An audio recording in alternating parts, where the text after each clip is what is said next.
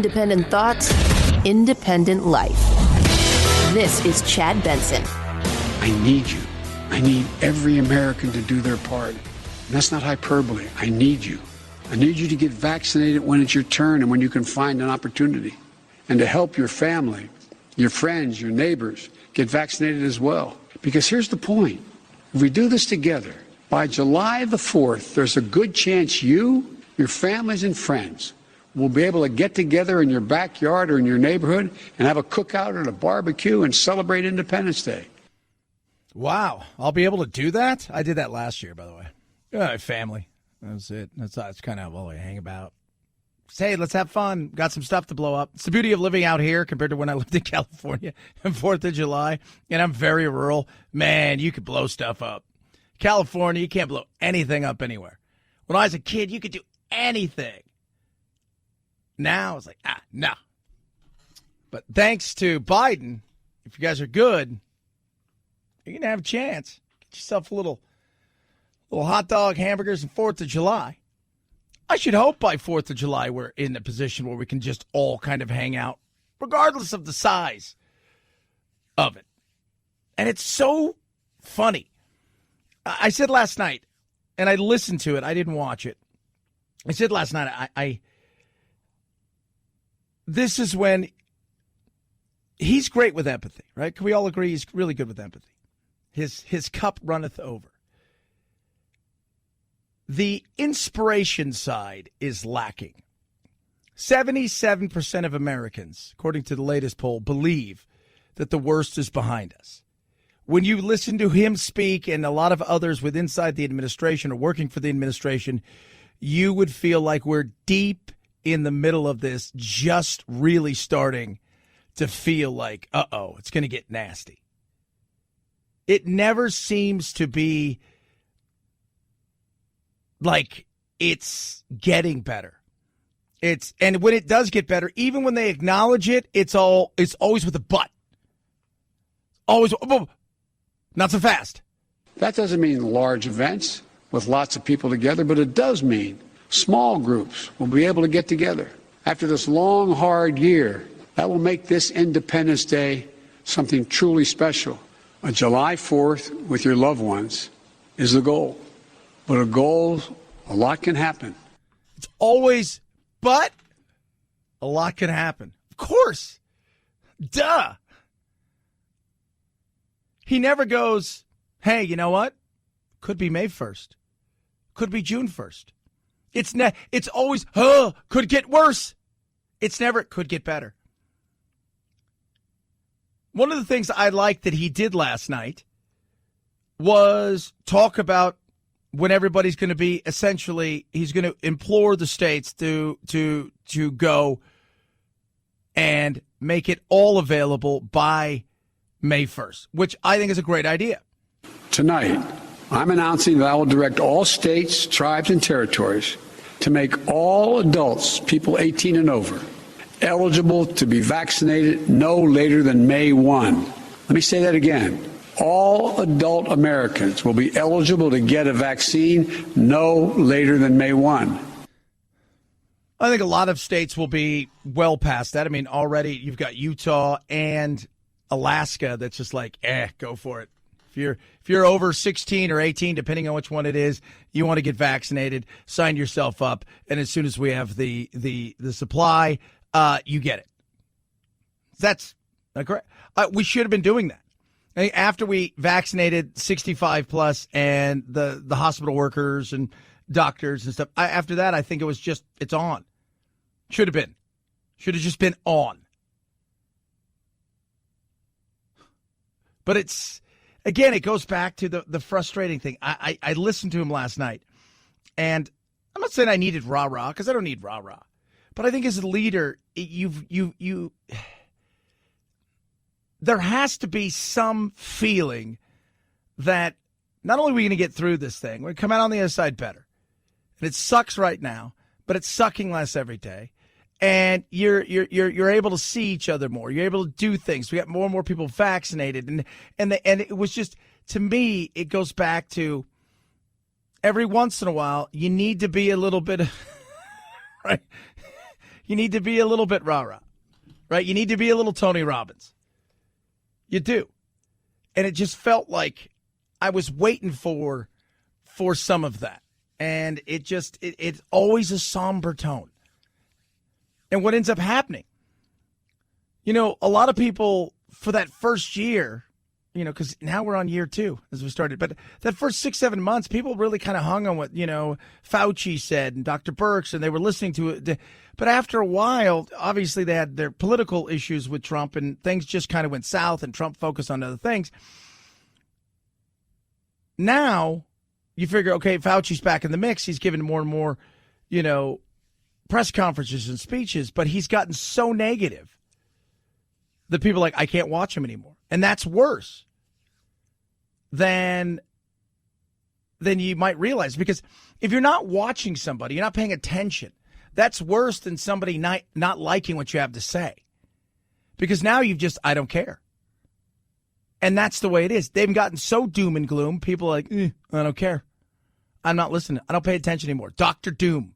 It's always sadness. It's always but. It's always something. Of course we know something can happen. Life is full of risk on a daily basis, but that's what makes life worth living.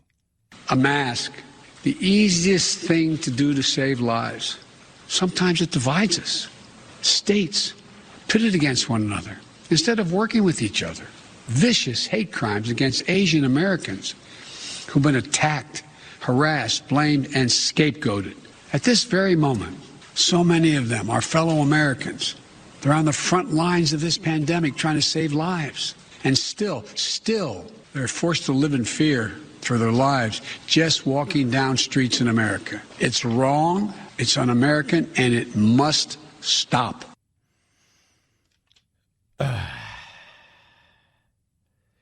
It's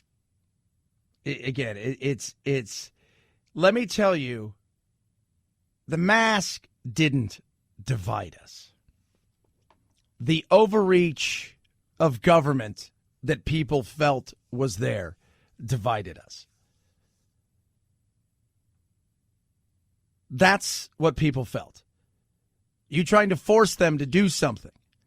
You trying to force them to bend to certain wills over things that really made no sense. Yeah, the mask can help. By the way, you can wear a mask all year. It'll probably help with the cold, probably help with the flu, probably help with a lot of different things. But you're going to do this in a lot of places, especially in places like California where, my God, we got to the point. This is how crazy this thing had gotten. I'm driving down the street a couple months ago. I see a guy wearing a mask on his motorcycle, but it wasn't like a bandana thing. I don't want to get bugs in my teeth. He had a surgical mask on, but he had no helmet. These are the things where people just go, ugh. It wasn't the mask. It was the sense of I'm losing control. You're taking something from me. And not all of it feels like it's based in science. Sometimes it feels like it's based in politics, and it's arbitrary. I didn't think his speech was awful, but I continue to get frustrated with the fact that there's always a but it can get worse. And that, I think, frustrates a lot of people. And people start paying attention. They're like, I can't listen anymore because it's always down. It's always sad. Everybody's got a friend like that. Don't want to hang out with anymore because always got problems and there's always something else and there's always no. Come on out. Talk about what we've been through if you must. And then let's go forward and talk about where we're going and start talking about the timelines of how we're going to get there and how you look and perceive and remind everybody states are going to do what states do. See Texas, Connecticut, Maryland, Florida, even here in Arizona. 323-538-2423 at Chad Benson Show's your Twitter. Tweet at us. Text the program. Love hearing from every single one of you. I think it's safe to say he's in some serious trouble. the president has known him a long time, but that doesn't matter in this scenario. I would say the president believes, the vice president believes, we all believe that every one of these women coming forward should be treated with respect, should have her voice heard. It's hard for me as a woman to read a lot of these stories, and sometimes we wake up and there's a new one. Jen Psaki talking about Andrew Cuomo. We're going to dive in a little deeper. How does he survive the weekend? He's digging in hard. But you've got Bill de Blasio saying, you got to go. And now impeachment inquiry has begun, and it's not just about the women. There is no doubt that he has hidden stuff when it comes to the nursing homes. This is an ugly, ugly situation, and it's getting uglier. And I think the women's side of it and what took place or didn't take place, that gets the headlines. That's the news. But the other side of it is there was tons of stuff, potentially criminal acts that have gone on with staff members and him hiding records and things that went on in nursing homes. That right there doesn't get the headlines because sex sells, and this is a situation where, he did this or he said this or he did that. I'm surprised he hasn't stepped down. But I have a feeling he's going to stick this thing all the way through. 323-538-2423. At Chad Benson Show's your Twitter. Tweet at us. Happy Friday. Raycon, best earbuds around. Played a little bit of golf yesterday. Enjoyed my Raycons. Relaxed a little bit. It was a beautiful day. I never have to worry about anything. I can zone out. Like sometimes I've got to, because I work so much. I'm up at 2 or 3 in the morning. I go into the room next to me here. They set up like a little office space that, now that everybody's working at home, and I've got this big giant thing that I can lay on, and I'll just put my Raycons on and relax. And it's like the whole world just kind of disappears. The sound quality is amazing. It's like 3D sound, it feels like. It's like, whoa. The control that I have over them is awesome, but the noise isolating fit separates all of it.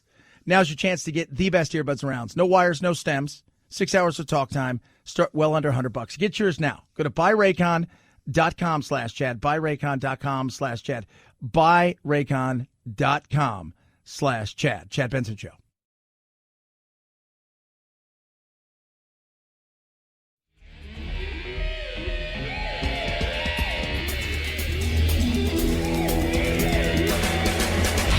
You go, boy. This isn't about right or left. This is just about right and wrong. Right you are, Chad. The Chad Benson Show. New reporting from the Wall Street Journal suggests that members of the Cuomo administration made calls to former employees for more information on the first accuser to come forward in what some say was an attempt at intimidation. According to the Journal, the calls were made by administration officials and former aides shortly after Lindsey Boylan came forward with her accusations. Senior advisor to the governor, he confirms the calls were made, but says that there was no intimidation. Uh-oh. Man, every time you turn around, it's something new. Every time. I just sit there. I like that. What is he thinking? I mean, he's got to be done. And I'm saying you do. And I still think that, like, some of these things that the women have accused him of are just, he kissed my cheeks at a party surrounded by a bunch of people. And then what else did he do? Like, well, that was it. I just felt uncomfortable by it. Okay. I couldn't do work anymore. I'm like, all right. Would you? I don't know what to say to that. Other people are like, well, it was very hostile around there. Well, like, was he hostile? Or did you just feel the entire environment was uncomfortable? I mean, there's a couple in there you look at, but and even someone said, well, it's not really a sexual kind of it's more of a hostile work environment. I'm like, that's not the same. There's a few people in there you look and you're like, okay, this is different. But his biggest issue is going to be the cover-up of what took place in the nursing homes. That he may face serious criminal charges for this stuff. And if he is calling and having his people call and potentially intimidate some of these women, that is also an issue he'll have to face. And I just every day you turn around. Think about this. We're a year ago. We didn't know anything about what was going on in the nursing homes. I mean, a year ago yesterday, we had 1,000 cases and I think 33 deaths. So there was none of this. But he came out, and for the first 2-3 months, he was spot on. He was out there every day. He was giving I thought decent. He won an Emmy. He wrote a book, New York Times bestseller. All of these things. And I think, at that point, he seemed to be doing good. Now, we didn't know what was going on behind closed doors with both sides of things, the nursing homes and women, potentially, and what might have happened. That would have changed everybody's mind, I think, immediately. But it is kind of interesting when you sit back and you think to yourself, a year ago, dude, people were like, maybe this guy should be running against Trump. And flash forward, he's in serious trouble and maybe facing serious criminal charges. 323-538-2423 at Chad Benson Shows your Twitter. Tweet at us, text the program. If you have Netflix, they're trying something. Next time you log into Netflix for a little Bridgerton, I wish to be entertained. You might be hit with a warning. Netflix has started popping up messages saying if you don't live with the owner of this account, you need your own account to keep watching. Then they'll try to get the user to verify the account, but the user can just say verify later. It's an attempt by the streaming service to cut down on account sharing and stolen passwords, which could cost it hundreds of millions of dollars per year. A survey from LendingTree showed 72% of Netflix subscribers let someone else use their login. That is so true. It is. That is so true. It's weird because, like, Hulu, I've got Hulu. And if, like, you're not, if you're not, they give you, like, one or two places. And I could be in another room. It's like, oh, sorry, you can't. I'm like, really? Like, what am I paying for? It's me. Ask me questions if it's me. We got other devices. But Netflix is pretty casual about stuff. I was like, yeah, whatever. I don't care. Give it out. You can email it to all your friends. Do you live in the same house as this person? Yeah, for sure I do. People watching stuff all over the world, probably on one of my accounts. I'm sorry, Netflix, but I do have two accounts. I had Jack his own account, which I pay for, so he can watch some of his stuff. And I have my account, so we can all watch it out here. But it is kind of funny. I wanted Jack to feel like he had his own thing, He's got his own little YouTube account, too. But Netflix is trying, because think about it. They got 200 million subscribers, but how many? About 600 million watch stuff. That's interesting. Chad Benson Show.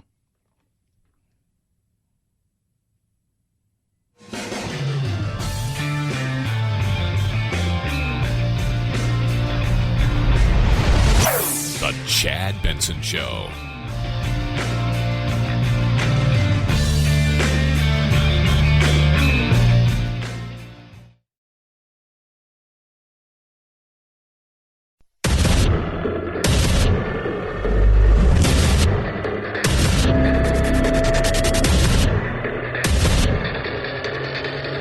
Independent thoughts, independent life.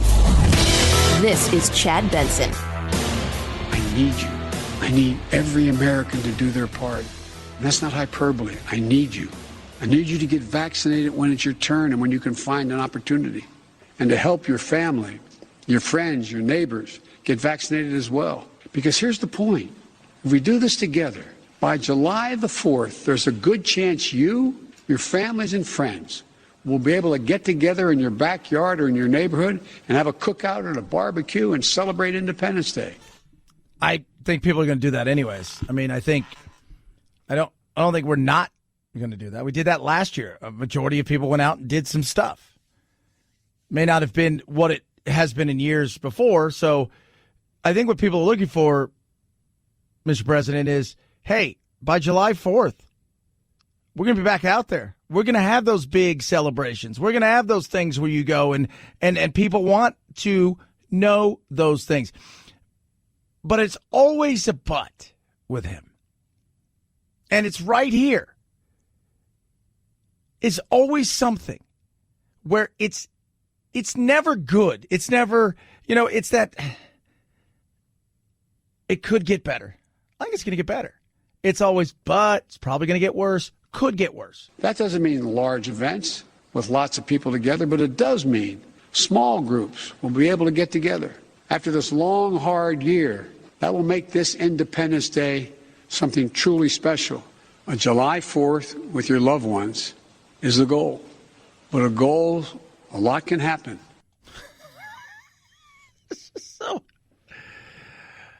But it might not. But it could. But it might not. I think it will. I don't think so. So tell me why we can't get there by July 4th. Tell me why we're not going to be there. Outside of a variant strain that is so resistant to any of these vaccines. Tell me why we're not going to get there. I'm just curious. You want to have everybody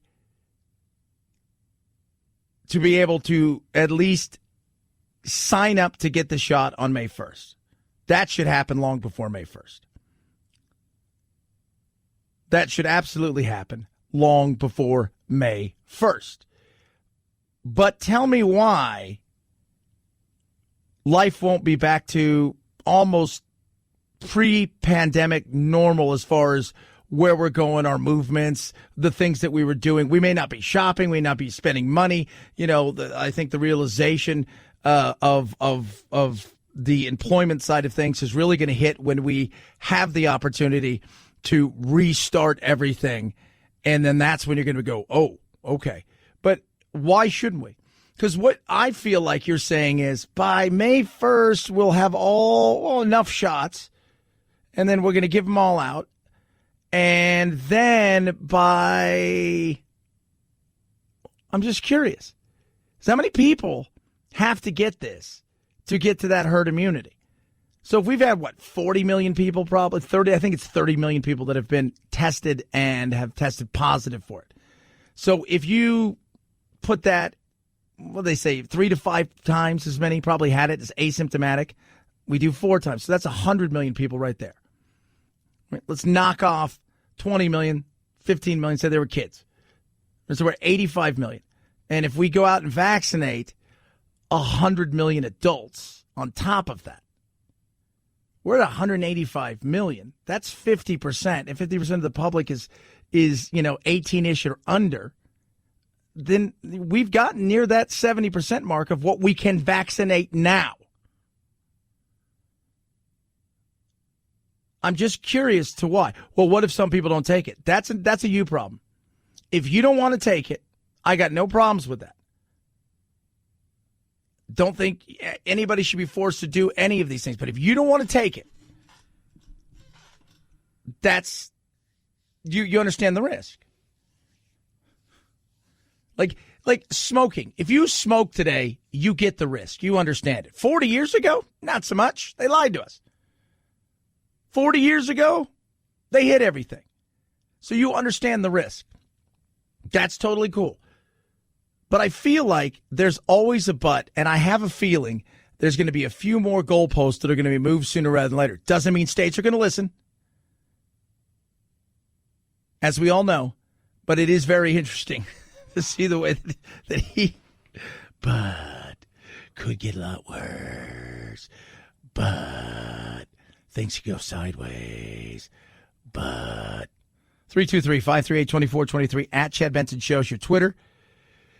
Tweet at us, text the program. Love hearing from every single one of you. We passed that huge, giant, massive, huge turd of I don't even know what it is. Just spending. That's all it is. I mean, you're going to get your stimulus check. You're going to get your check. The kids are going to get, the check for the kids and all that stuff. But there's a lot of other stuff in there that I scratch my head at, and we could have been more. I would rather have cut that thing in half and doubled the money to people who really need it and be very pointed in that than spent the crap that we have. Because if you really break it down on what the people are getting comparatively to what a lot of other things are receiving money, you'd be like, what? Yeah, it's nuts. 323-538-2423 at Chad Benson Show's your Twitter. Tweet at us, text the program. You should be, I think they said they're sending out stuff as early as this day, maybe tomorrow. People could potentially be receiving stuff. So that's a win for a lot of people. But how much does that help? Because I think people who are doing well, they've already talked. A lot of people, I'm going to save it. I'm going to do some other stuff with it. I'm going to invest it. And people that are struggling, it's going to get them by but they're still looking to get back out there and work. They're still getting a look out there. I want to work. I want to live. I want to do stuff. So it's not going to be the jumpstart. And producer Anthony was reading something earlier from the Wall Street Journal talking about there is no flip of the switch when it comes to this. They're waiting for a long road. And as we've just talked about with once we get to a normal way of resuming things, getting out there, not wearing masks, being able to go to restaurants, movies and stuff, the thing that's going to be very interesting is we really haven't taken an above ground kind of look at stuff. And I think once that dust settles, we're going to realize, man, okay, we thought there was going to be more opportunity. We thought the switch was going to be there. I still think it could rumble, but I do think it's a much longer road. And I think part of that is psychological. The psychological aspect of this is tremendous because two things. You've got people that are still going to be scared of the virus. Understandable. Very understandable. And then on the other side of things, you're going to have people that are scared of the virus, not so much for the health side of things, but for, I don't know if they're going to shut us down tomorrow. I don't know if there's if somebody tests positive, that all of a sudden that they're going to go, we've got to do this, or there's we got to get this controlled right here, so we need to shut everything down. And I think you're going to a lot of people and businesses that are going to be very shy to really jump the gun immediately and start doing stuff. I think it's going to be a slow growth. I think once it finally hits, it will take off. But I do think that ramp up. It's like one of those light bulbs, those newer ones where you turn it on, it's kind of dim, and then it kind of slowly grows, and then it gets bright. I think that's kind of what it's going to be like. But you are going to have people that are afraid of the unknown of the virus and afraid of the unknown of what the government may do as we go back out there. 323-538-2423 at Chad Benson Show's your Twitter. Tweet at us, text the program. Funny. Now, I love the whole thought of what's going on with the Meghan Markle thing and all this stuff is everybody's getting dragged into something, right? So Piers Morgan's friend, Sharon Osbourne, we all know her, got into an argument with Cheryl Underwood of, the whole thought process about, is he a racist? How dare he say some of the things that, he said? And, she defended him. Because I supported my friend with his freedom of speech of Meghan and Harry. I know he has a right to say what he feels, and everybody has a right to say what they feel with freedom of speech. Did I like everything he said? Did I agree with what he said? No. I feel like I'm about to be put in the electric chair because I have a friend who many people think is a racist, so that makes me a racist. Of course, guilt by association. That's what it is, right? But you saying you don't believe somebody, like I don't believe that a lot of what she was saying was true. I think she played it up big time. Has nothing to do with the color of her skin. Has all to do, to me, where I look at it and I say, I just don't buy it. Sorry, I don't buy it. You knew exactly what you were getting into. Now, maybe you didn't understand it fully, but you knew that this was not going to be the life, right? This isn't, the king abdicating and go, Mary was it Wallace, whatever, and just living. No, you were still going to be a part of all of this. And as we all know, people criticize, and that's just it. It doesn't matter who it is. You're going to get in there, and, you're going to get criticized. Are some people racist? Yes. Do I think what he said had anything to do with race? I didn't, when I listened to it, no, but you can't say anything anymore. It's like that. To me, I find that nuts. And even if you defend something, you could get in trouble for it. Saying, you know what, I think a person has a right to speak. Well, that's because you're a racist too. And that's the easy way to shut people up. And for me, at 68 years of age, to have to turn around and say, I ain't racist? I will ask you again, Cheryl, and don't try and cry, because if anyone should be crying, it should be me. This is the situation. You tell me where you have heard him say, educate me, tell me when you have heard him say racist things. Educate me, tell me. And therein lies when you say, okay, prove it. Well, first of all, you don't know what's in a person's heart. But because somebody criticizes somebody who's black or Asian or Hispanic doesn't make them racist. Now, if they come out and they say derogatory things, then criticize them, but they say, you know what, I don't believe that. I find that hard to believe. I find that hard to believe. That right there, and we're going to talk more about this today because the fallout continues from the poor dude who plays the First of all, you play the banjo, but the only band in the world that needs a banjo player is now essentially kicking you out, or you're leaving, right? The Winston Marshall guy and why? Because he said something that should have been non-offensive. Free speech isn't free anymore. It comes with a cost, and the cost used to be blood. Now the cost is your career, your livelihood, your friendships, your, God forbid, the actual you being questioned in your character. I believe in freedom of speech and the right to be allowed to have an opinion. If people want to believe Meghan Markle, that's entirely their right. I don't believe almost anything that comes out of her mouth, and I think the damage she's done to the British monarchy and to the Queen at a time when Prince Philip is lying in hospital is enormous, frankly contemptible. If I have to fall on my sword for expressing an honestly held opinion about Meghan Markle and that diatribe of bilge that she came out with in that interview, so be it. There you go. I thought it was BS too. I guess we're all in trouble if you didn't believe her. So believe her or don't believe her, I don't care. But it's more than just, it's not about her. It's just about, that's where we are today. I find that is an incredible thing. Oh, it's because you're racist. It's because you're homophobic. It's because you're transphobic. It's because you don't, whatever it is. It's nuts. It really is. And the way that we go after each other now, and it's punishment culture. It's not cancel culture. It's punishment culture for the individual. And it is a fascist way of stomping down on people's rights to have opinions. 323-538-2423 at Chad Benson Show. It's your Twitter. Tweet at us, Wounded Paw Project. Great organization. Been working with them for a while. Love the work they do. They rescue dogs in shelters that would be euthanized. And then they take them and they train them to be service dogs for veterans, first responders, and their families. And the work they do is amazing, especially the struggle the vets have normalizing their life on a day-to-day basis. They transition into a life that is completely not what they were going through. Sometimes they're injured. Sometimes they struggle with PTSD. But it's just a different thing that they struggle with. And these animals really come in. And not only do they get a new lease on life, it really does help our veterans, first responders, and their family. They need your help. Any vehicle you can donate.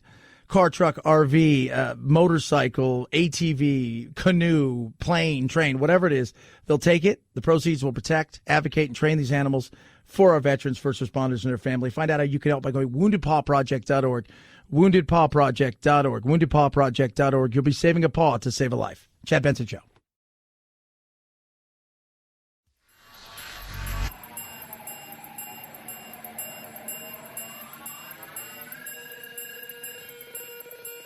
Set Chad straight. Text the show, 323-538-2423. That's 323-538-CHAD. Someone has to do it. Might as well be you. The Chad Benson Show. Beyonce leads all Grammy nominees with 9 nods heading into Sunday night. If she wins 5 of them, she'll have the most Grammys of any living person, beating Quincy Jones's 28 statues. The show moved dates from earlier this year because of the pandemic, and you can expect the usual big performances, Billie Eilish, Megan Thee Stallion, Taylor Swift, but not the usual cheering crowds. And one person who probably won't be watching? The Weeknd, who had a critical and commercial smash last year with the album After Hours, but didn't get 1 nomination, and says he'll boycott the show from here on out. Yeah, I told his people, don't even submit any of my stuff anymore. Do not submit any of my stuff anymore for this stuff. Okay. I'm like, Anthony says to me in an article, the Grammys won't die. I didn't even know they were on. I was driving in this morning like, Beyonce's got 8 or 9 nominations. I'm like, for what? The Grammys? That they still do that? Yeah, they still do that. No way. Yeah, they're gonna do it this weekend.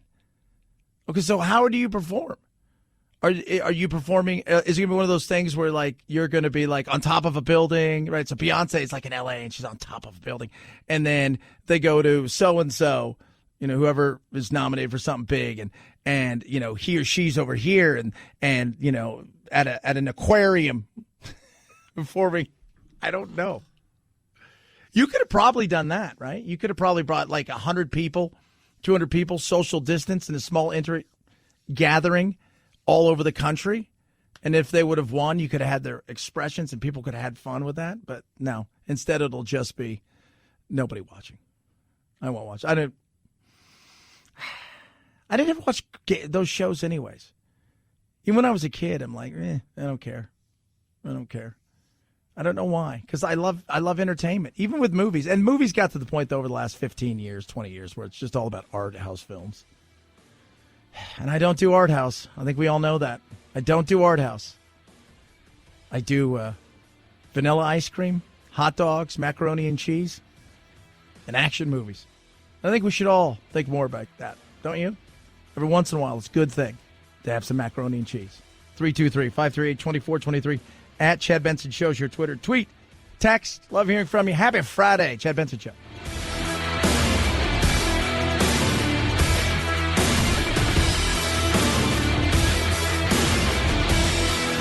This is the Chad Benson Show.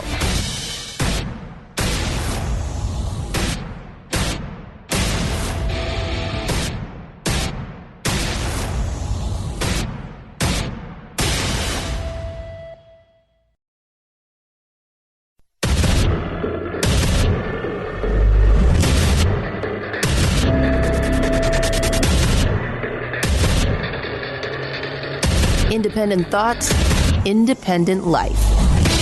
This is Chad Benson. I need you. I need every American to do their part. And that's not hyperbole. I need you. I need you to get vaccinated when it's your turn and when you can find an opportunity. And to help your family, your friends, your neighbors get vaccinated as well. Because here's the point.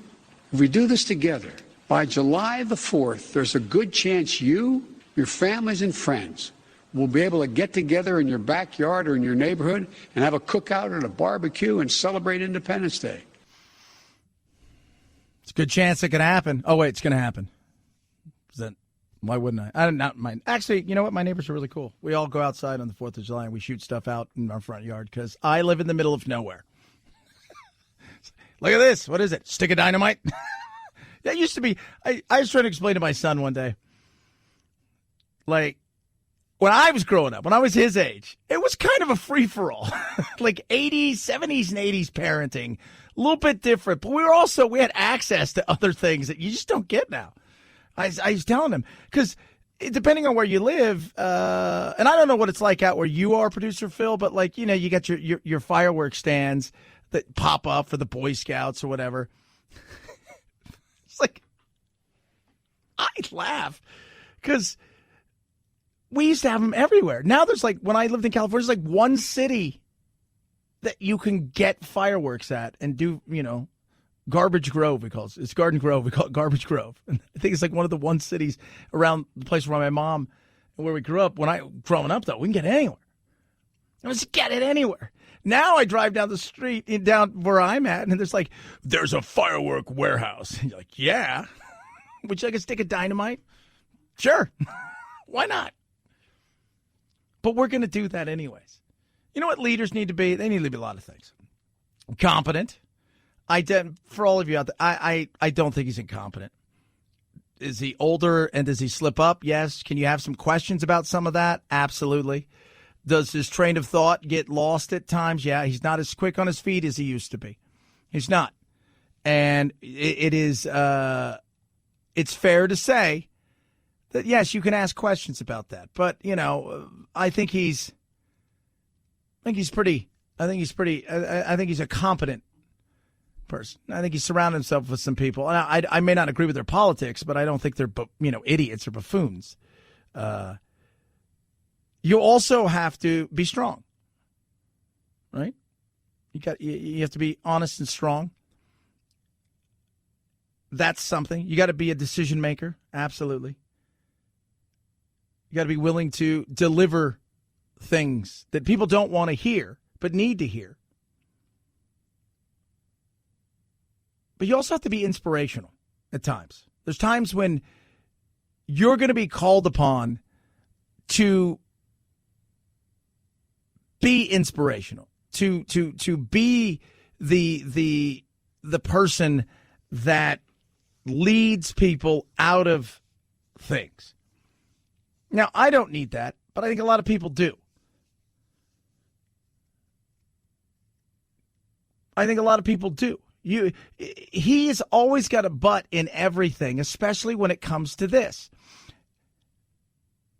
The 500,000 deaths, and they marked it with all of the candles or the lights, that stuff, and the somber moment. It was very empathetic, but there wasn't any inspiration. I said yesterday over and over again, if you're going to deliver something, if he's going to deliver it, yes, you can look back a little bit, but going forward, let's talk about what's coming. Let's talk about how great things are going to be. Let's talk about all of those things. Saying something like, hopefully by Independence Day, you can go out back with like 2 people, and if you're socially distanced wearing 8 masks, you can use a sparkler after you eat a hot dog nowhere near each other. And I'm just like, that's not inspirational. And of course, that's not even a certain. That doesn't mean large events with lots of people together, but it does mean small groups will be able to get together. After this long, hard year, that will make this Independence Day something truly special. A July 4th with your loved ones is the goal. But a lot can happen. Wait, what? What do you mean a lot can happen? There's no inspiration. Every once in a while, you do need right? You do need a Tony Robbins. We're going to do this. We're going to get through this. And it has sucked for the last year. But we're going to get through this. And it's going to happen faster because we've accelerated all the things that we're doing. We are kicking butt. We are taking names. Now is the time. And by May 1st, as he talked about, everybody's going to be eligible for a vaccine, regardless of age. Meaning 18 and over or 16 and over, depending on which one you're getting. Because remember, kids still are just now, they're starting trials on children. So you can get in line or you can get it if it's available. But come July 1st, we will be back in a normal way of life. Come July 1st, you have had your opportunities for 2 months to get vaccines. And if you choose not to get them, that's you. You understand the risk? Everybody else is getting on with their lives.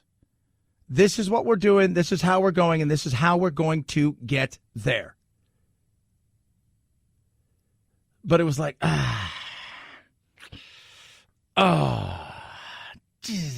maybe, I don't know. Maybe, it's possible. I don't know. Maybe if we're good, maybe we can go out back and have a sparkler and a hot dog with a friend or a neighbor. I don't know. That's not inspirational. I'm not asking you to lie, but we're also asking you, to let's start setting some parameters of getting back out there at the federal level. If it's that important, let's start doing it. If it's that important, let's start doing it. Let's start putting it out there. Let's start doing the things that need to get done the way that they need to get done by telling people this is the drop dead date for you to get a vaccine. You'll have had 6 months plus to see everybody who's had a vaccine and whether or not they've grown a tail or survived or they're gardening for Bill Gates or whatever that you think is going on with that. And if you choose not to get it for whatever reason, you understand the risk. But we're not going to sit here and wait for you to get on the train. We're just going to get to getting. A mask, the easiest thing to do to save lives. Sometimes it divides us. States pitted against one another instead of working with each other. Vicious hate crimes against Asian Americans who've been attacked, harassed, blamed, and scapegoated. At this very moment, so many of them are fellow Americans.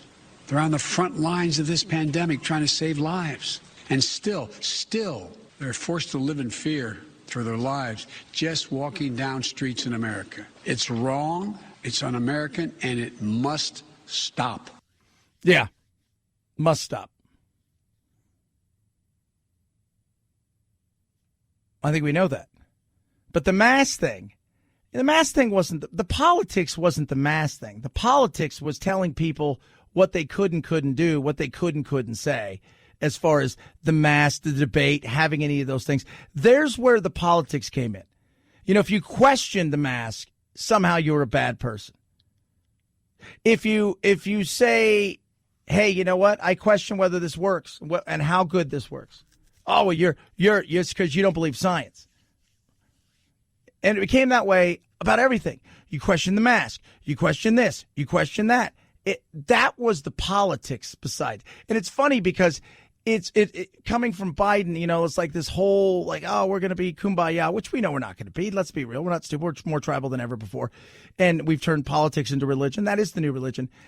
It was very, listening to it last night. Look, I thought he hit on a lot of good things. I love the May 1st thing. I again, in his empathy bucket runneth over, and he's great at that. But let's also remember that there's opinions that people had about the mask.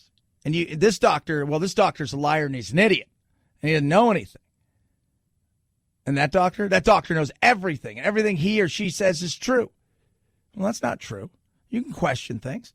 How many of you are wearing a mask and you got a cloth one? You've worn it probably 800 times. That thing, what is that thing doing? It makes people feel good. I have a mask that I wear. It's a shark face. It makes people feel good. I wear it because it doesn't fog up my glasses.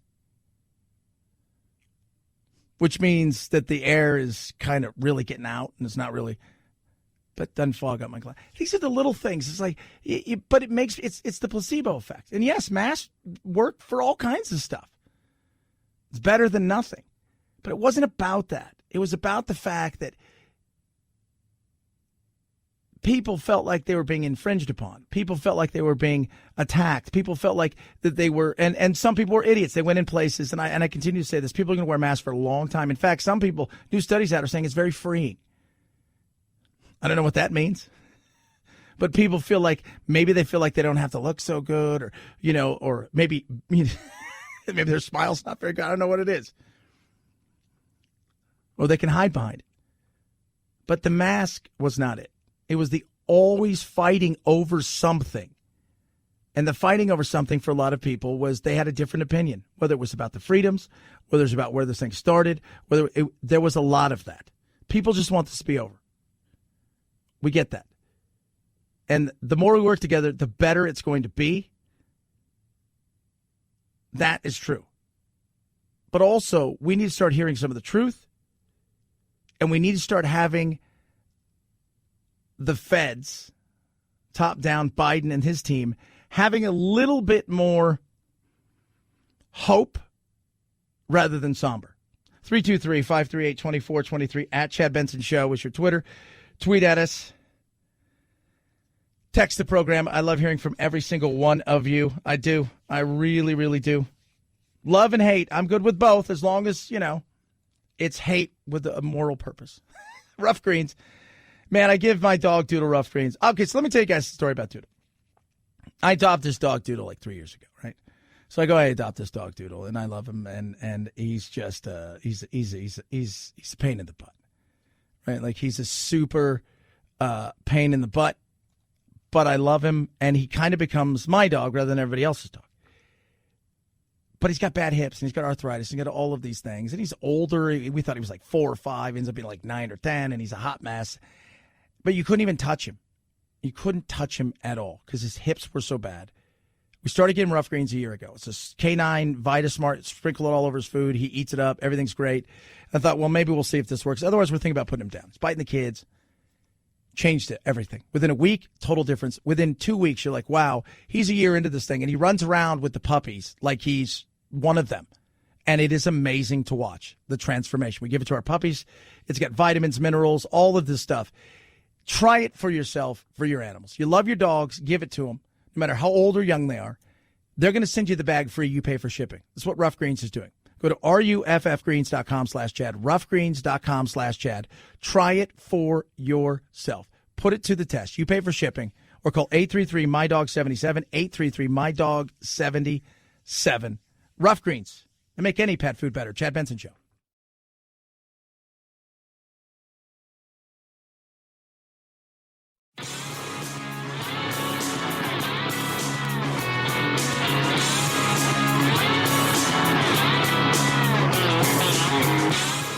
You stink like fear and white male privilege to me. I do often out myself verbally as a gender. My pronouns are they, them, and I'm proud to be a gender. Are you stupid? What? Are you kidding me? Not a great way to use your white privilege. Some people get it, some people don't. You're listening to the Chad Benson Show. 5, 4, 3, 2, 1, 0. Ignition. Liftoff. Now it's time to find out what's trending. What's trending? Yeah, what does that mean? I mean something, right? Like it's trending on the old internet. What's trending? Let's find out what's trending on the interwebs, what's angering people, and what people are curious about, shall we?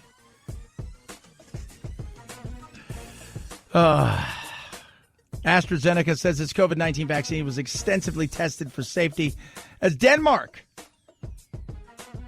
has said with their health authorities there's no connection between the vaccine and blood clots because they paused there as they went out and was rolling it out. And remember, AstraZeneca, one of the things they're talking about, it doesn't seem to be good or effective for people over 65. So that's very interesting. Fuel price hike, we're going to talk about that. As you guys know, you just have to go to the gas station and see what that is all about. Because it is getting expensive. Big time expensive. Head on over to Google, find out what's trending there. There's all kinds of stuff trending in the Google world. Cam Newton just signed again with the Patriots. Big time. For him, like a lot of people were thinking, what's he about? Is he going to come back and play? Does he want to play? You have to ask yourself, too. You know, playing for the love of a sport is awesome. And there are people out there that do it, but you also get to a certain point, and when you talk to people who play the game, unless there's money issues or the money's so ridiculous, people that really, 9 times out of 10, it's they know when it's over, when it stops being fun. Like I knew it was over for me when I'm just like, I'm not having fun doing this anymore. There's nothing about this is fun. I don't like the game. And when I left playing soccer, so I played soccer every day from the time I was 5 to the time I was 25, 26-ish, in some capacity. But when I knew, I was like, I wasn't having fun anymore. I didn't touch a ball, look at a game outside of a World Cup game for years. And I think a lot of people question like somebody like Cam Newton because he's always about fashion and style and he's building a brand, and a lot of these guys are. And I think a lot of it too is because of your body gets beat down. And when other things outside of the sport become more important, maybe it's time to step away. I think he still has the love of the game. I think he wants to prove it to himself. Soleil Moon Frye has got a new documentary out about her being young and all the people she hung out with and how she was sexualized at age, like 13, 14. And it was, crazy. And people, the NFT, we're going to talk about the non-fungible token. Piece of art digitally sold for how much? Chad Benson Show.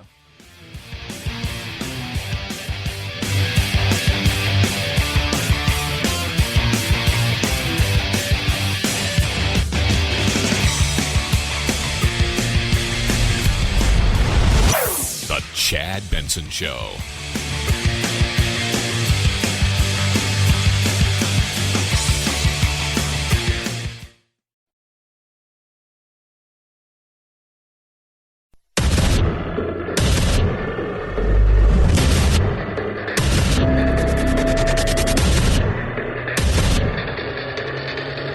Independent thoughts, independent life. This is Chad Benson. The Weeknd is now saying sayonara to music's biggest night. The best-selling singer announcing he intends to boycott all future Grammy ceremonies and will no longer permit his music to be considered for upcoming awards. This just months after the Grammys overlooked the Canadian artist, completely shutting him out of all nominations.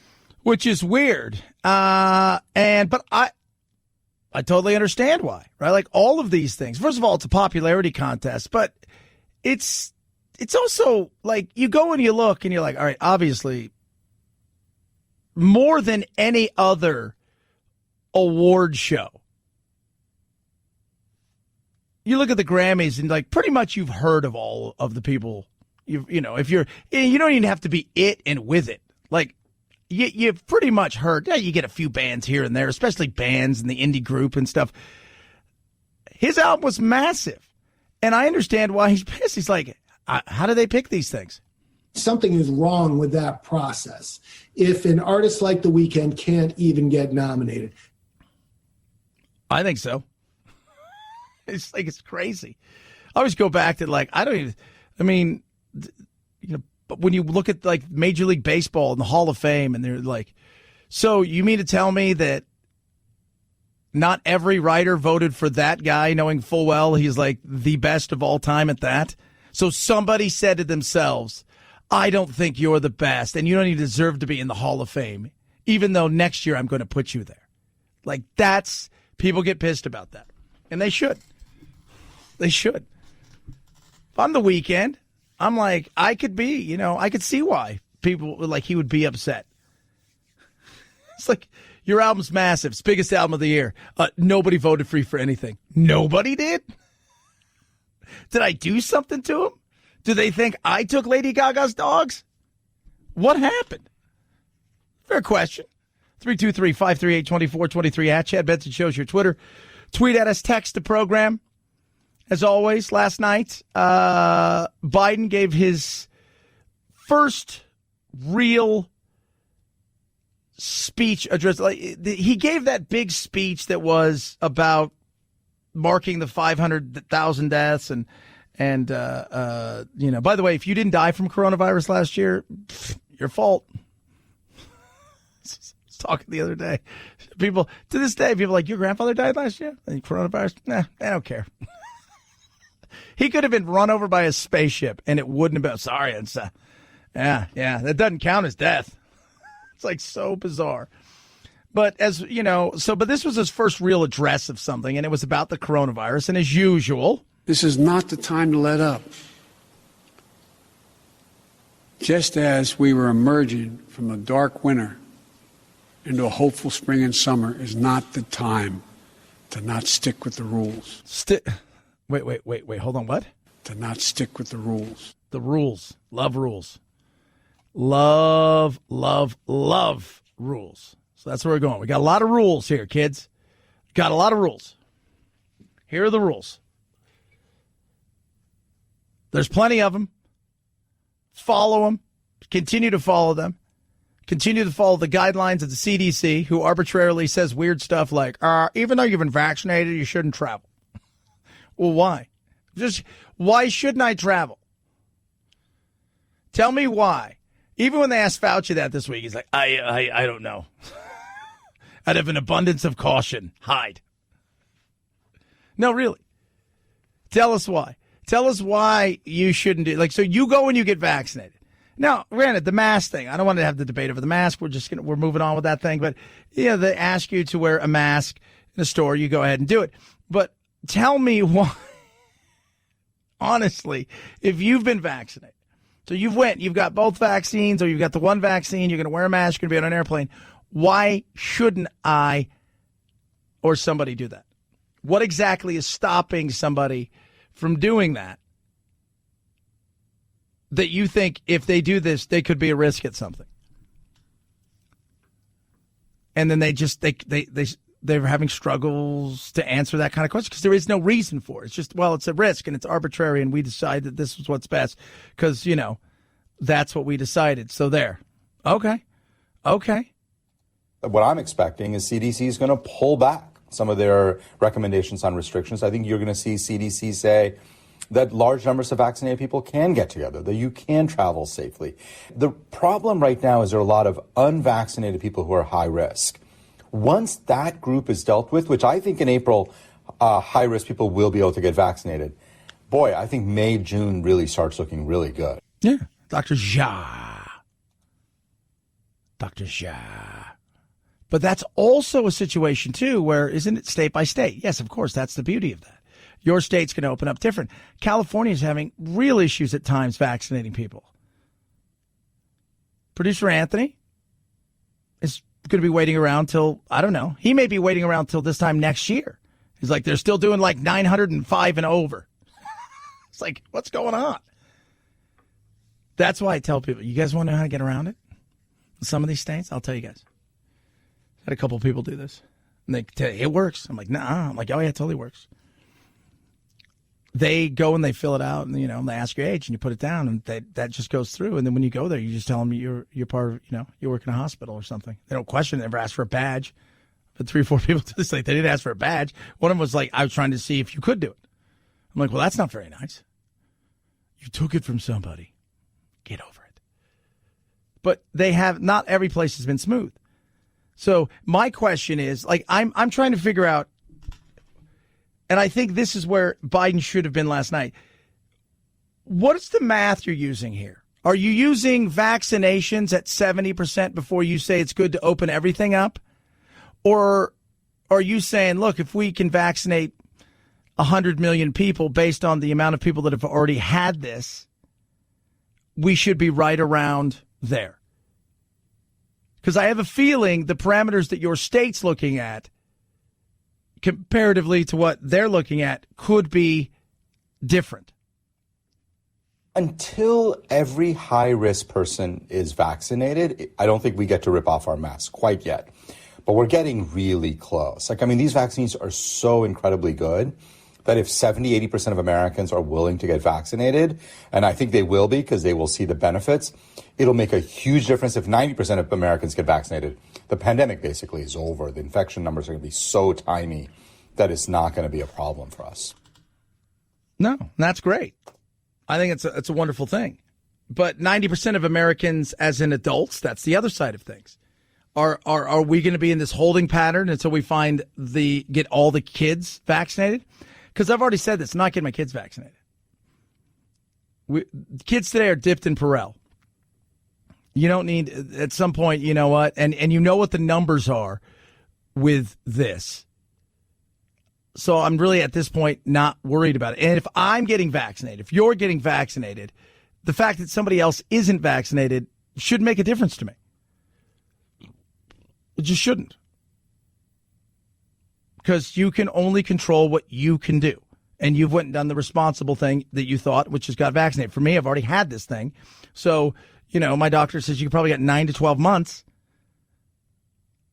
And then after that, we don't really know.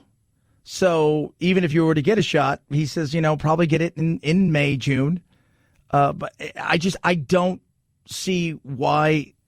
I think that they're doing something where the goalposts are always moving. That's why he always sounds like Debbie Downer. 323-538-2423 at Chad Benson Show is your Twitter. Tweet at us, text the program. This right here, kids. So we're talking about Mumford and Sons. You guys heard, what took place and the apology that the guy who tweeted, his name is Winston Marshall, he tweeted about Andy Ngo. We've had Andy on here, and he tweeted, and then, of course, he got in trouble for that. He said, hey, essentially, great book. It's about Antifa, right? Unmask. That's what it's called, about, Antifa and what they want to do to, democracy. And he tweeted the name of the book. Andy Ngo, finally got a chance to read your book. Name of the book. You're a brave man. That's all he said. And then he got destroyed for it. Of course, he had to come out and do this. Winston Marshall, here's his statement. Over the past few days, I have come to better understand the pain caused by the book I endorsed. I have offended not only a lot of people I don't know, but also those closest to me, including my bandmates. And for that, I am truly sorry. As a result of my actions, I am taking time away from the band to examine my blind spots. For now, please know that I realize how my endorsements have the potential to be viewed as approvals of hateful, divisive behavior. I apologize, as this was not at all my intention. So he capitulated, as people tend to do, and it's insane, right? Like, can we all agree that this is insane? Like the thought process of saying, you know what, I read your book, I like your book, I like what you had to say. You unmask some of this stuff because the media ignores, this. And I still want to know. I'm waiting for somebody to text me who was hurt by that comment of, hey, I read your book and it was good. Who was hurt by that? Like this whole, hey, somebody tweeted something and I'm hurt by it. How are you hurt? It's like, show me on the doll where the tweet touched you. Like this is the frustration that people have. Andy Ngo's come out and talk about it. We're going to touch on that because I think a lot of what he is saying is true. And remember, this is a guy whose book came out after he got his ass whooped and put into the hospital by these idiots. Nobody's upset or saying, hey, you know what? That tweet really hurt everybody's feelings, and my feelings weren't hurt, and I doubt anybody out there whose feelings were hurt. And by the way, if you're a hard ass, as you want to be, Antifa, I doubt you should have your feelings hurt either. But nobody seems to say, hey, you know whose else feelings were hurt? All those buildings you burned down. Their feelings were hurt too. You freaking clowns. Take a listen to what Andy has to say, because it is, I think, very eye-opening. 323-538-2423 at Chad Benson Show, Twitter. AMAC, Association of Mature American Citizens, fastest growing over 50 organization in the country. Great organization, doing lots of things. One of those things is fighting on your behalf of the First and Second Amendment. See what's going on now? Guns are next up. Uh-oh. Yeah, and the First Amendment's always under attack. How dare you like something or say something? Ha! You should have no right to say that. They're out there fighting on your behalf for things like that. Plus, they got great deals on retail, restaurant, hotel discounts, travel discounts, insurance, supplemental insurance, dental. I mean, you name it, they've got it. Whether you're thinking about taking Medicare or Social Security, they can help you walk through those steps, or you're just over 50 and you need insurance. They can help you with that as well. And then the great deals about travel and all these things like, hey, you want to go to an amusement park? Huge discounts. You want to go see a movie? Massive discounts. Take advantage of this. Join today. It's $16 a year. amac.us/Chad. amac.us/Chad. amac.us/Chad. Chad Benson Show.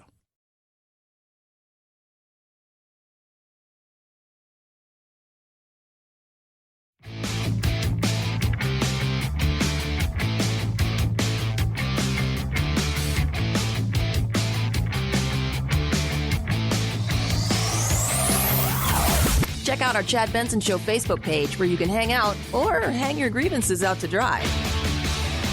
This is Chad Benson. That does not mean you can never apologize. If you feel authentically that you've done something worthy of an apology, then give that apology. I apologize in my private life, and I've apologized publicly before for things. So if it's earnest and honest, then an apology is good. I think we all know that. But because an amorphous, largely anonymous Twitter mob attacks you, you cannot apologize. And we know that nothing good will come out of it. Yeah, Dave Rubin talking about Winston Marshall apologizing for a tweet that offended nobody about a book that he liked and leaving the band now, at least temporarily, over of Mumford and Sons, of the Little Lion Man. But it was not your fault, but mine. You're like, oh, I know them. Because he liked a book that a guy who's apparently super alt-right, controversial, he's probably homophobic, except for the part where he's gay, but he's probably that. So Andy Ngo, who wrote the book, speaking out, talking about the insanity of this. I don't think that term cancel culture fully encapsulates what's going on. We're dealing with a phenomenon of people who have powerful ties, who are working to systematically close minds and to silence voices. And they're doing this entirely without throwing a punch, without any legislative change. That's what makes it quite shocking and subtle and insidious. I think all of these campaigns work to undermine American norms and to undermine civil society. Yeah. Now, look, you could read the book and go, I don't believe it, right? You know, they call him a mainstay of like alt-right media and stuff. I think he's more libertarian than anything else. But, you know, look, if you're a reporter, right, and you see something on Antifa and you report it and the right goes, oh, yeah, that's right. Does that make you alt-right too? I mean, we saw what happened in Portland, right? We saw what happened up in Seattle. The insanity of what took place over the summer. If you speak out about that, doesn't make you alt-right. It makes you just a reasonable human being. Are some of the things inside his book maybe overcooked? Probably. Are some of them true? Probably. But because you like somebody's book doesn't and shouldn't make you some sort of evil person where you should lose everything based on a bunch of people that are supposedly anarchist and anti-fascist who want... That's crazy. You hurt my feelings. Aren't you supposed to be like this crazy anarchist, anti-fascist, angry person who wants to tear down the system? But still... This particular musician has been made to suffer very severe consequences for a pretty innocuous tweet about enjoying my book, apparently. And I think the message is very clear. If you challenge the reigning orthodoxy, you will be made to suffer. And particularly if you're in a vulnerable profession, such as entertainment or culture, you will stand to lose potentially everything. And that's not right. And there's a difference. Like, this is being canceled. Like, free speech is under attack. And then there's cancel culture, which is really punishment culture. People want to punish this guy. Because why? Because stand up. If you feel that these things are all lies, then stand up and debate Andy Ngo and debate him, and say, look, I don't think any of these things are true. I think you're telling lies about this. I think you've got it all wrong about, Antifa, which isn't a group. It's an ideology, whatever it is, right? Like, So is radical Islam, but it's not a group. It's an ideology, but it's still, it's out there. Antifa, the crazy, alt-right loonies, the QAnon. Come on, canceling somebody. This is what canceling looks and sounds like. So I feel a lot of pain for this individual. I'm very disappointed that his bandmates, instead of standing by their bandmate and longtime friend, it seems they threw him under the bus. But this is to be expected. This is the cultural revolution that we're experiencing. We're not seeing it happening from necessarily the top down, but rather through people doing this type of sabotage. He's right. What would you have done, Chad? If he's my boy and he's not done anything wrong? He's still my boy and he's still in the band. This is the Chad Benson Show.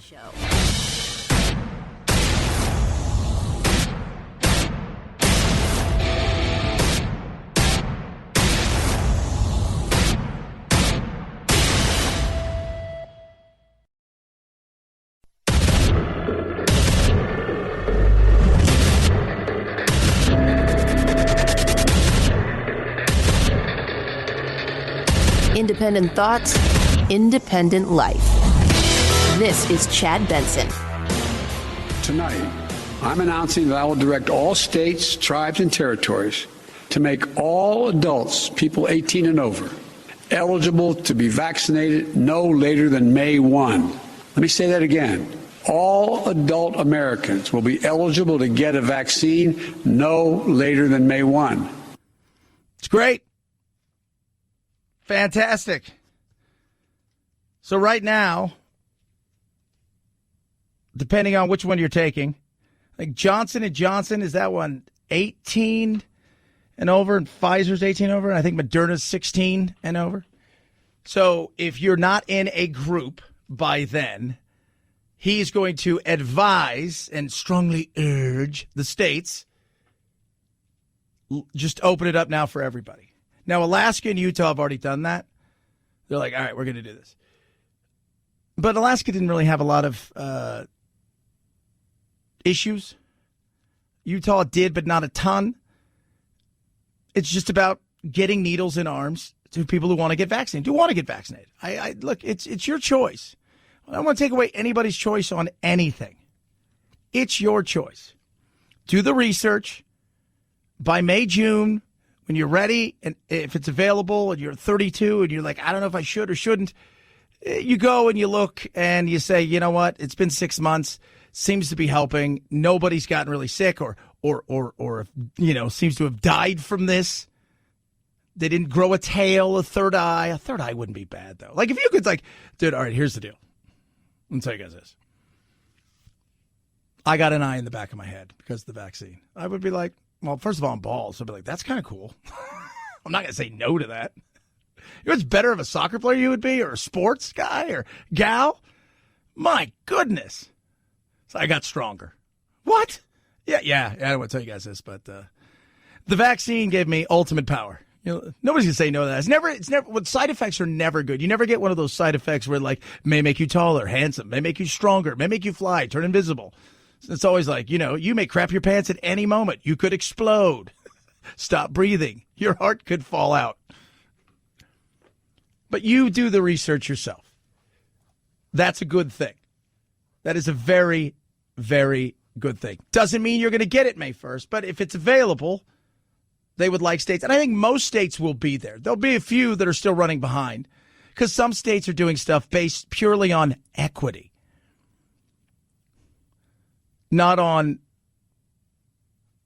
well, we've got $500,000 to give out, but based on the equity, my question is, okay, so if it's about people of color, well, what if you take it to people of color and they're apprehensive to take it? Not a shocker, and don't blame them. But what if you do that and you're like, well, then I guess we're just not going to give it to anybody because it's. Put it out there. Go to where the people are. That'll be a good thing. Some of the other things he talked about last night. A mask, the easiest thing to do to save lives. Sometimes it divides us. States pitted against one another instead of working with each other. Vicious hate crimes against Asian Americans who've been attacked, harassed, blamed, and scapegoated. At this very moment, so many of them are fellow Americans. They're on the front lines of this pandemic trying to save lives. And still, they're forced to live in fear for their lives just walking down streets in America. It's wrong, it's un-American, and it must stop. We agree.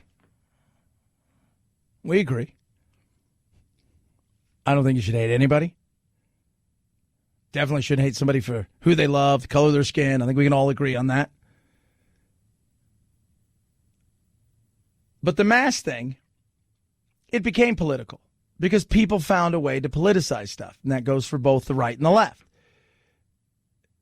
If you didn't wear a mask, you were a person who hates elderly people and don't believe in science. And if you did wear a mask, you were giving away your freedoms and securities, and you deserve neither of them. Neither of those are true. It was even questioning stuff. And as we all know, how many of you have done this? I mean, I'm guilty of it. You've been in a discussion that kind of starts to become heated over something that you realize, yeah, you know what, you're probably right. But the person that you're talking to, because they're giving you some facts that maybe you didn't know about or whatever, you go, oh, yeah, I'm just asking questions about it. Then, even if they're right, because of the way that they've attacked you, you're like, now I no longer give a rat's. It's become personal. And because it's become personal, I'm going to dig my heels in right here and we're going to do this. And I think so much of that came out of the mask thing. And this argument and debates that we had over this thing that weren't even debates. They were arguments because you're not allowed to have a conversation. And part of that is the fact that we no longer have conversations.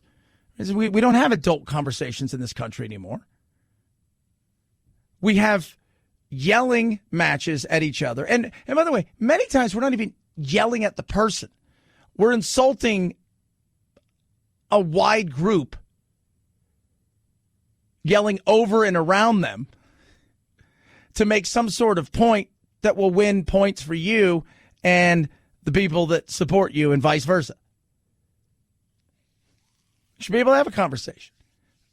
But I think because things came personal, people didn't want to, on the right or whatever it is that were mask non-wearers,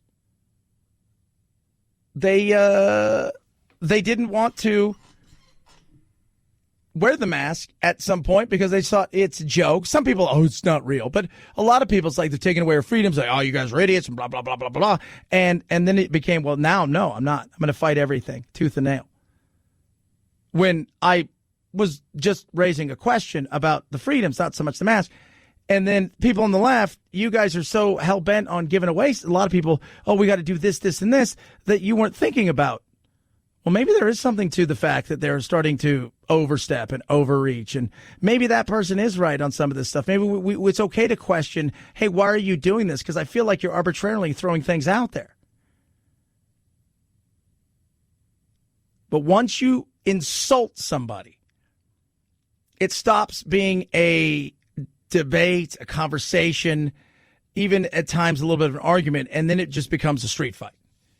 And at that point, it's about getting your point across, and you're not listening to them, they're not listening to you. 323-538-2423 at Chad Benson Show's your Twitter. Tweet at us, text the program. We're going to get to some more of what he said last night. He had some stuff that he's great with empathy. I need a little bit more inspiration.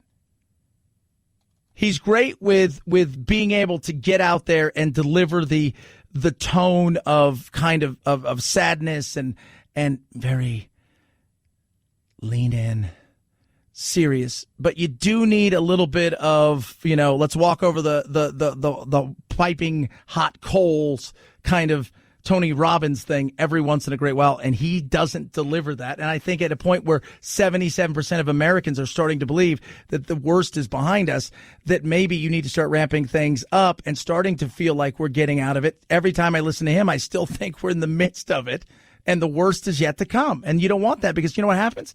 People tune you out. They do. Is he gone? Cuomo.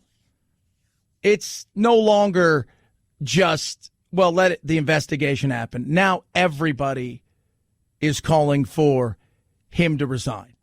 Everybody is calling for him to step away. Everybody and the Democratic legislators in New York are saying it is time.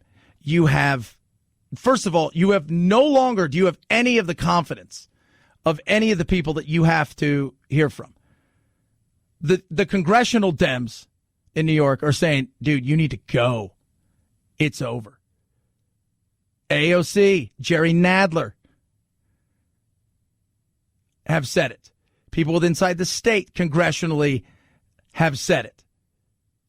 So it's looking more and more like he's got some serious issues, and this just isn't about the women. And I think people need to realize that while those things are going to be investigated, there's something else that is the cover-up of what took place in the nursing homes is really, I think, the thing that he's going to face the stiffest potential charges for. The governor's office referring the accusation made by that sixth accuser to Albany PD. However, she says she does not want to file a police report. Assembly Speaker Carl Hastie releasing a statement about the second investigation, saying that the reports of accusations concerning the governor are serious. The committee will have the authority to interview witnesses, subpoena documents, and evaluate evidence as is allowed by the New York State Constitution. Yeah, he's done.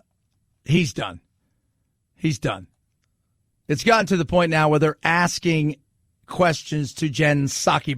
The president has known him a long time, but that doesn't matter in this scenario. I would say the president believes, the vice president believes, we all believe that every one of these women coming forward should be treated with respect, should have her voice heard. It's hard for me as a woman to read a lot of these stories, and sometimes we wake up and there's a new one. Yeah. You know, it's some of the ones that I've read, there are a couple out there, you're like, those things need to be investigated. And then there's a couple of them out there where you're like, oh, he kissed me on the cheeks at a party. Okay. And in front of a lot of people? Were you the only one? Or did he kiss 400 people like that?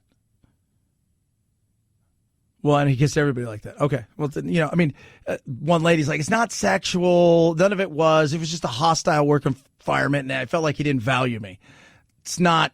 Again, but there are a couple out there where you go, okay, let's see what that's about. And it's about letting it play out, but it's also what's going on with the investigations into the nursing home scandal, which is growing on a daily basis. And now the feds are involved in it, and it's the cover-up. The cover-up is getting bigger and bigger. And he is now getting called out because apparently former staffers were calling to find out, and some people are saying trying to intimidate some of these women. It's over for him. It is. Who would have thought, man? Remember how vocal and hateful he was towards Donald Trump? Right? Like, who would have thought? Who was who was that absolute clown of an attorney for Stormy Daniels that everybody loved out there in the media? And then he ended up getting popped. Just, man, people talk a big game. Better watch out. Those who cast that stone. 323-538-2423 at Chad Benson Show's your Twitter. Tweet at us, text the program. All of a sudden, Ted Cruz's trip to Cabo, whatever, doesn't look nearly as bad. Oh, it's just as bad, Chad. Because, you know, he has the lightning stick and he could have melted all the snow. Home Title Lock, protect your house from thieves. Well, how do I do that? Because you protect your house from being stolen. Thieves no longer go, let's go inside and steal stuff the way that they used to. Money's not in it for them for that. The cyber criminals do the most damage in ways that you don't even know. It's subtle, it's quiet, it's anonymous. They go with titles now. They're stealing them left, right, and center. They're taking out loans on a house because they've forged your signature, forged a notary, and now have claimed your home, and they're stealing the equity. They're stealing your future. Don't let that happen to you. Home Title Lock will let you know immediately when somebody's looking at your title, if your title's been pulled in any way, shape, or form. If they make a change to a title, cross a T, dot an I, you will be alerted. Otherwise, you'll be alerted if they steal your title when you start getting phone calls that you owe money to people. Protect your home now with Home Title Lock. Go to HometitleLock.com, register your address, see if you've already been a victim. Use code radio, 30 days free protection. That's code radio at HometitleLock.com. Chad Benson Show.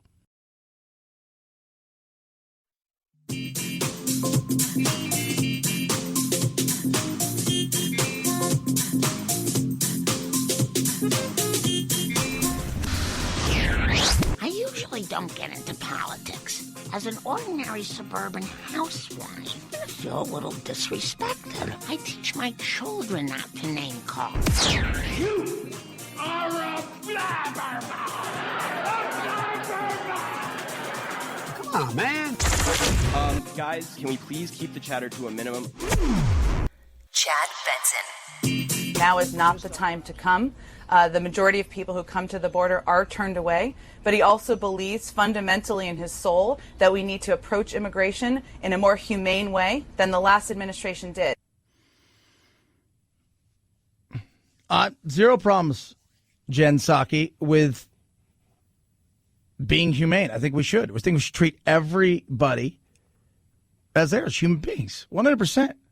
And I think, you know, when we get through this thing, I think a lot of people are going to ask, okay, now that we're through this, and he seemed to pay more attention and made this his number one thing, and he guided us through this, and now that has happened, now what? Well, you got to look at all the other policies. Guns are up next. We know that. Immigration is a huge thing. ICE, apparently. ICE, baby. Is looking for volunteers right now at the border because of the surge. So if you got nothing going on, apparently you could just go, I don't know, volunteer. No, not you, but they're asking senior officials, hey, we need help, right? We got too many people.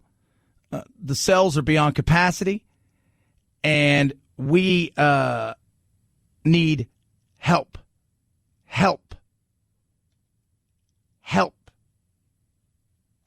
So think about that for a second. Now, where I live, and we're going to touch on this in a little bit. I'm going to get deeper into it. But where I live, the church I go to, and all of our friends that are out there, I live next to arguably the busiest place in the country for crossings, for drugs. There's a few places. And where I live may be, if not the busiest, probably the second busiest.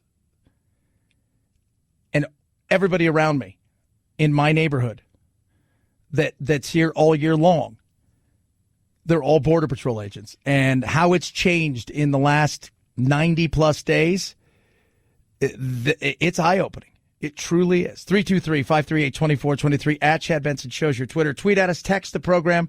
Love hearing from you. Janice Dean tweeted out something. I'm going to talk about it straight ahead, too, about Andy Cuomo. I'm going to call him Andy now, not Governor. Chad Benson Show.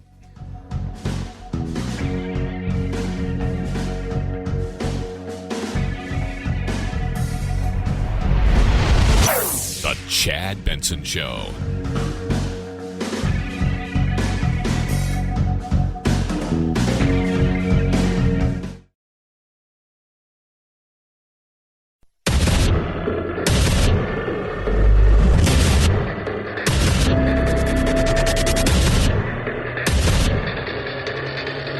Independent thoughts, independent life. This is Chad Benson. Border Patrol policy dictates that unaccompanied minors be turned over to Health and Human Services within 72 hours of their apprehension at the border. But with a severe shortage of housing for a new influx of young immigrants, that's become almost impossible.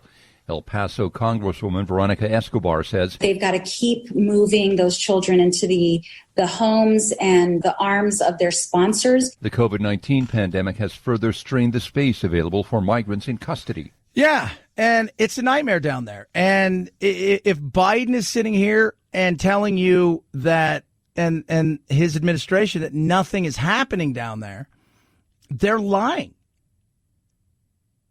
They're absolutely lying. Before we went to break, you heard Jen Psaki, saying, well, the message is don't come. Not now. It's crazy. So before we went to break, I was talking about the fact that I have around me, so where I live is smack dab, dead on in the middle between Phoenix and Tucson. About 60, probably about 55 miles away from Phoenix, 50 miles on the outskirts kind of area. We get to the suburbs and some of the surrounding areas, and about 50 miles to Tucson. In between there, though, first of all, the Tucson, the port over there is insane. But in between, it's a smuggler's paradise. It is a thoroughfare of people just coming through. And where I live, everybody around me that is there year round, minus a few. Because sometimes the snowbirds, more and more I'm noticing, they're just staying all the time now. But minus a few are all Border Patrol agents. Anybody under the age of probably about 65 is all Border Patrol agents. And they're telling me the switch was flipped. And we can't stop it. With Trump, they knew, they weren't trying it. They know now they can. So it's just happening. And there's nothing we can do. We just can't stop it. The hands have been tied. and they're frustrated. And here's something I'll tell all those other people out there like, well, no, they're not. They're all good people. They're all sympathize. They all understand what so many of these people are going through, and they have at least an understanding of, hey, I don't like the fact that these kids and these people are having to flee their home country because there's nothing there, whether it's violence or just no socioeconomic opportunities for them, or they get it. But they're like, we have a job to do. And when Obama was in there, our hands were pretty tied. And now it's the same thing. Let's just undo everything that was done before, where at least they were trying to stop something. And a lot of them are just apolitical. Their whole thing is I want to be able to do my job. You don't always know what your job is from day to day. And now it's just essentially paperwork and set free. That's it. Paperwork and set free. And sometimes you'll look and they'll say, it ain't worth the paperwork. I don't know what else. I mean, and that's sad. That is a sad, sad state that we find our border in. And it's frustrating. It's frustrating that we spend so much money on especially Central American countries and south of the border that are a hot mess and money disappears. It's frustrating that these people are used as political puppets and footballs in a game between two groups that in Republicans and Democrats that are an absolute hot mess because they're a corporation rather than, and they've taken political beliefs and flipped them around and find inside of them ideologies that they can use to further their personal causes. And I think as Americans, we're kind of over it. We can be humane and have empathy, but we also can't be taken advantage of. And there needs to be some limits. So we always talk about, we're a nation of laws. Well, no, we're a nation now of pick and choose the laws. So people are frustrated, and they have a right to be frustrated. They do. But people are also not stupid, Mr. President. Nothing's going on down there. No, stuff's going on down there. Lots of it. And if you're a border state, you understand it in ways that other parts of the country just don't get. And where I live specifically, I'm next to the Tohono O'odham tribe. So, and their land stretches from our side of the border onto Mexico's side of the border. So the Border Patrol can patrol there, but they don't have any roads. They don't have any, some of the guys that I talk to, so the station's right across the freeway. They'll get in their trucks or whatever it is they're going to do. They usually, half of them have their trucks and onto their ATVs. It goes, it'll take them an hour and a half to get to where they're going to be stationed. And it's tough. I mean, they're up against it. And if you don't think it's a crisis, then it wasn't a crisis 2 years ago. But you and I both know it's a crisis. It's just, who does it profit this time? 323-538-2423. At Chad Benson Show is your Twitter. Tweet at me. It's Janice Dean. I think it was her mother-in-law and father-in-law passed away in a nursing home. And she said, she tweeted out something earlier, amazing that hashtag MeToo was the thing that made lawmakers sign their names to a petition to remove the governor instead of 15,000 elderly and illegal cover-up of the total number of deaths. That's kind of the way it is, right? In this day and age. It's the little thing. It's which one is going to make people more angry.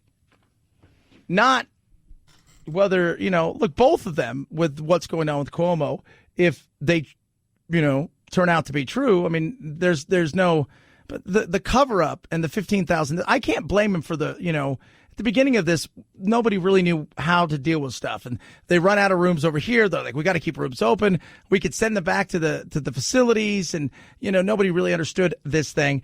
And yeah, so some mistakes were bound to be made, but it was then knowingly doing it and knowingly putting people in harm's way and knowing that these things were going to spread and kill people and then lying about it. That's the trouble that you're in. But like everything else, which is the one that catches the headline faster? Well, it's sex. An 87-year-old who's dementia, who dies of this. It's not headline grabbing. But a 25-year-old woman who works with the governor and feels that she's been sexually assaulted or accuses him of that, and that's going to get more headlines. And it's tough because now, I mean, they're forced to cover it now. Like you see the CNNs and the MSNBCs, Fox has been doing, but they're forced to cover it. They didn't.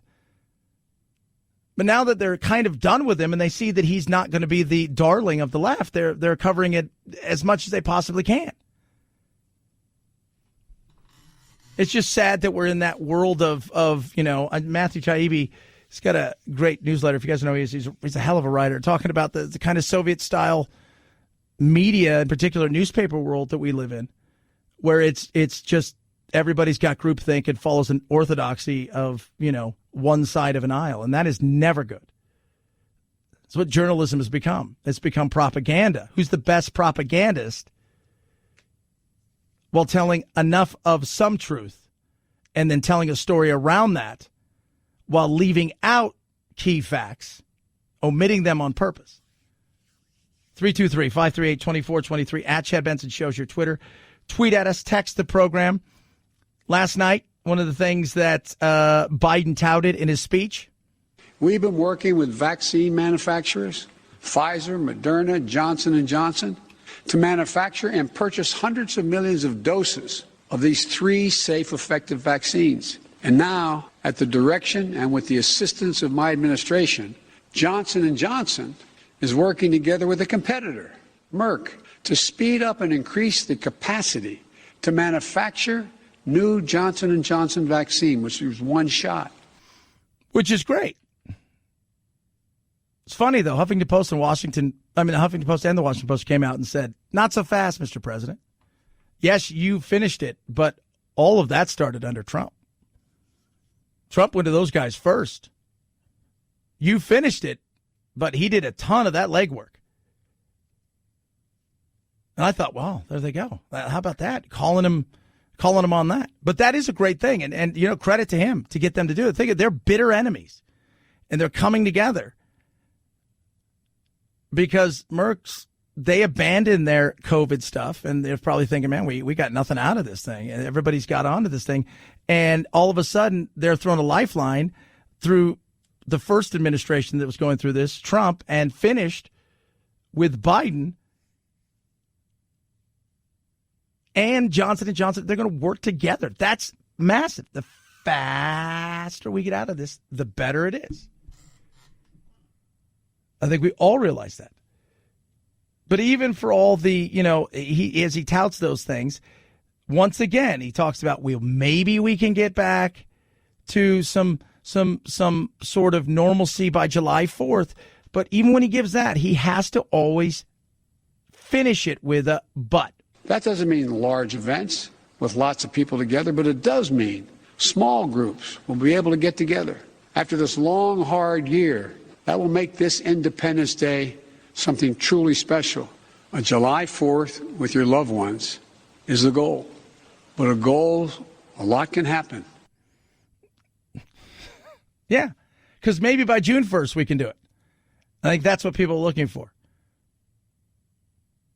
All I would like to see from him, and again, I don't need the rah-rah, but I do, as a leader, you should be more inspirational and you should have some more direction. One of those directions that I think we need to start seeing from the feds down is some sort of parameters of exactly how many people.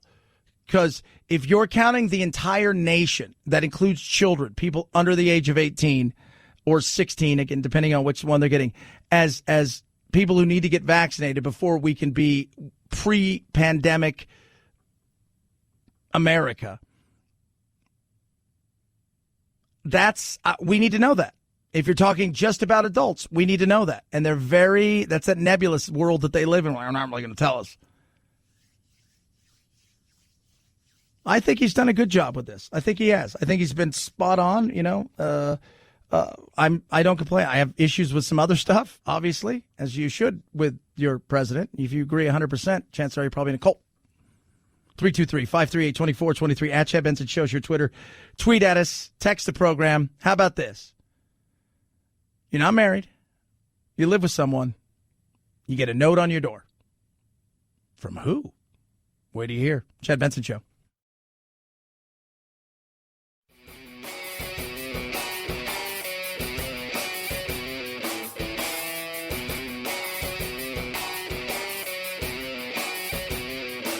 Being antisocial sucks. Hang with Chad's friends on Facebook, The Chad Benson Show. And if you just need some alone time, head on over to Twitter at Chad Benson Show.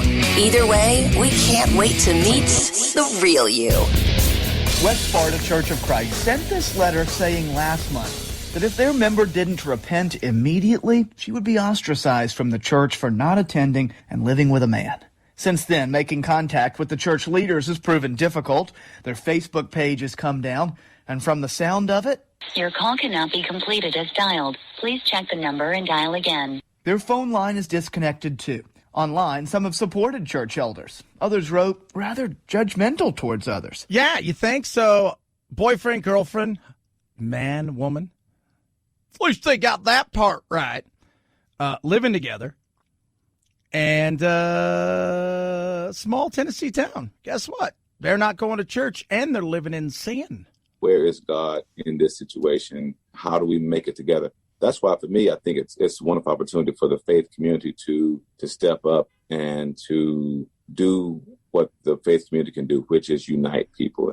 That doesn't sound very uniting, though, right? Like when you're doing things like that, that doesn't feel like it's uniting. And it's often you think it's the reverend. No, a lot of times it's not. And the reverend and the pastor's like, oh God, you don't need to. You just, what are you thinking? Like, what are you thinking? One woman's example in Sparta is proof of what love believes. A little patience can restore what's lost. People have always searched for answers to life's questions. Faith has oftentimes provided those answers. There are some times, though, when your faith can be shaken so much that it takes a while to get back around. I couldn't even imagine that.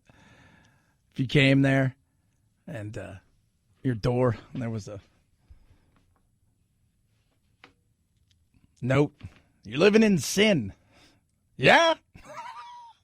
According to who? Well, me. But what if I don't go to your church? So you're morally, mad at me? Angry with me? I'm a believer. I go to church. Well, I do it online right now because we're kind of still in a bit of a smaller shutdown. I have a big church that I go to, but I am on the satellite side of it where they beam it in, and it's kind of small. So we've opted to play it, a little bit safe. But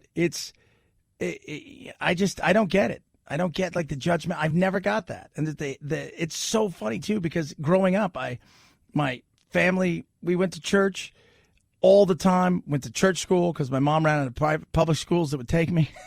So she had to start paying people extra. That didn't work either, by the way, so let you guys know. The Baptists were not a fan of Chad. Just going to put that out there. They're not a fan of Chad, and they also are not a fan of some of the things that Chad did.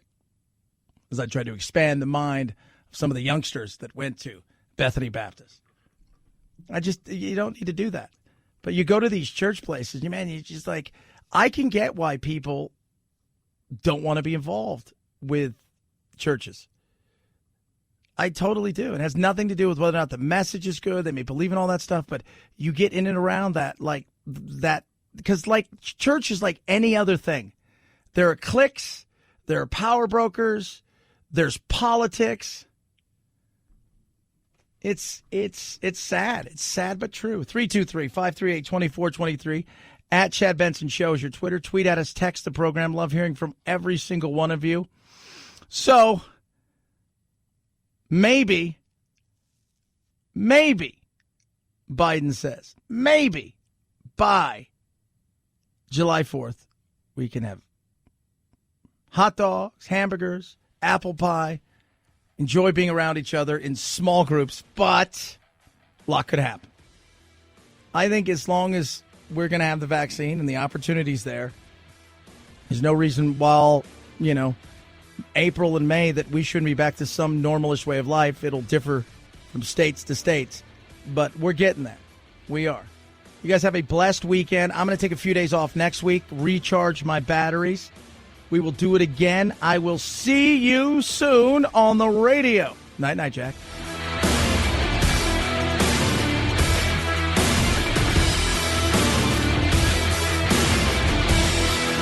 This is the Chad Benson Show.